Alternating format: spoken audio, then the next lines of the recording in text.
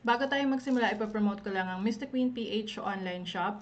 Meron tayong mga power bracelets for protection, prosperity, at marami pang iba. And then, meron din tayong mga zodiac sign bracelets na nag-a-align ng energies for each zodiac signs. And then, we also have intention oils na merong tatlong sizes. Meron tayong 5 ml, and then merong 15 ml dropper, and then 30 ml dropper, intention oil. And then we also have a spell jar for protection and prosperity. And then the latest addition sa ating mga products ay ang cleansing and protection spray. So available siya in 50 ml and 100 ml bottle. Ayan, so available yan lahat sa ating Shopee, link on the description. Sagittarius, hi! Welcome to Mr. Queen PH at ito ang inyong weekly reading for October 16 to 22, 2023. General reading. Just take what resonates. Watch your Sun, Moon, Rising, Venus for other messages. So, just a reminder, gamitin nyo lang yung reading na to bilang gabay.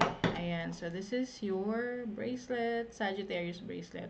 Ayan. So, this aligns with Sagittarius energy. Meron tong carnelian, red agate, and smoky quartz. So, available to sa ating shop, sa Shopee, link on the description. Okay, let's see, Sag. Ano ang energy ng mga Sagittarius? Two of Pentacles. You are so busy. Marami kang minamanage ngayon, especially sa career mo or anything na magiging very productive ka. So, pwedeng iba sa inyo, multitasking, marami kayong work, or hindi lang isa yung source of income ninyo. For others naman, pwedeng inaayos nyo yung finances nyo, binabalansa nyo yung cash flow. Okay? Let's see your challenge. Ano yung challenge ng mga Sag? The Tower.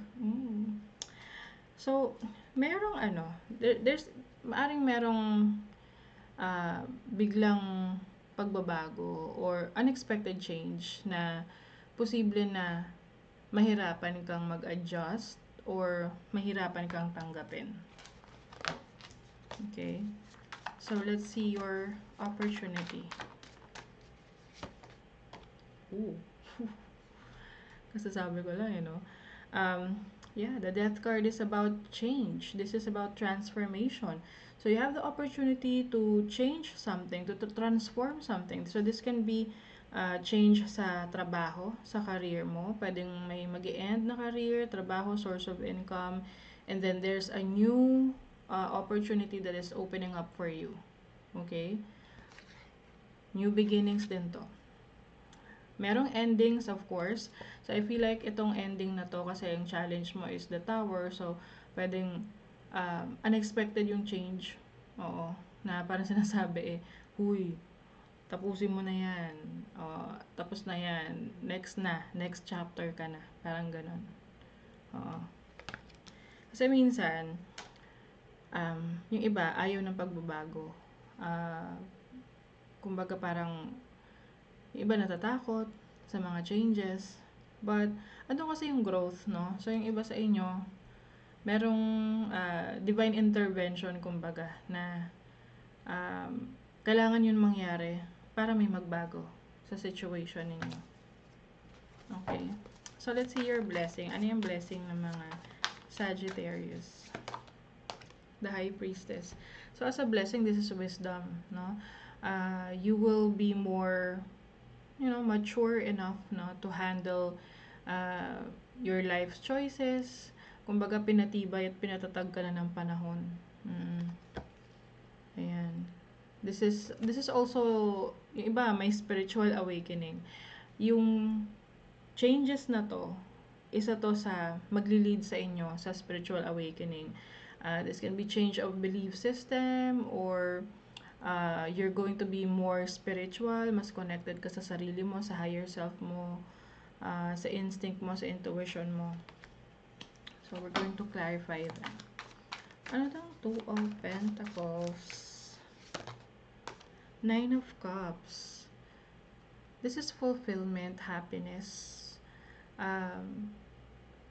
merong wish fulfillment for you. Okay?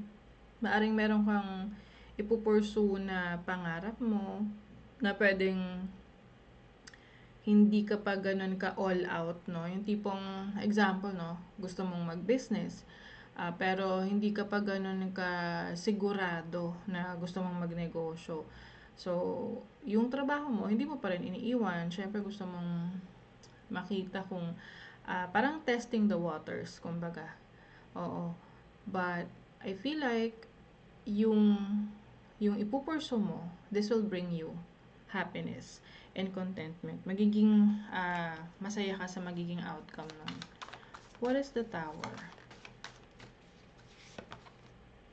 King of Swords.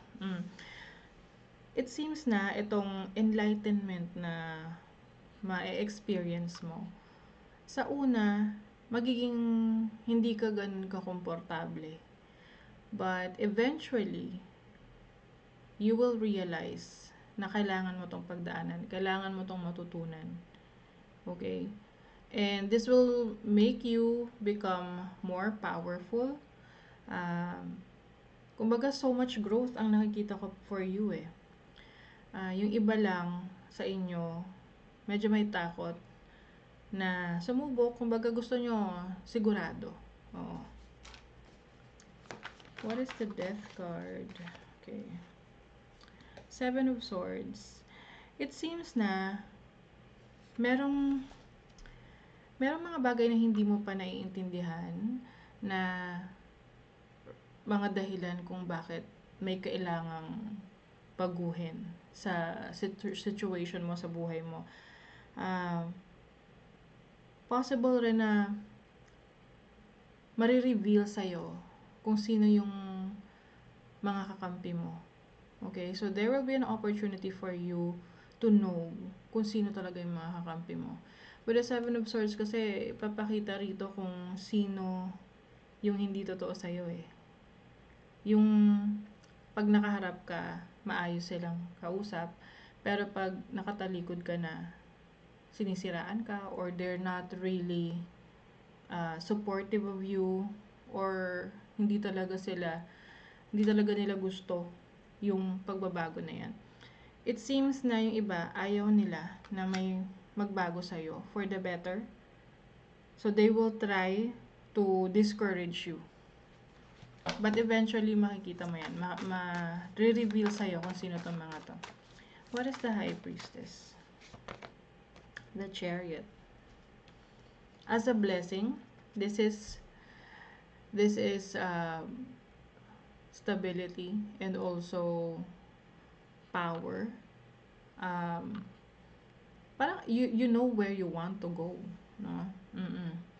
The moment na may biglang magbago sa situation mo, dun mo marirealize na you are being redirected to a new path, no?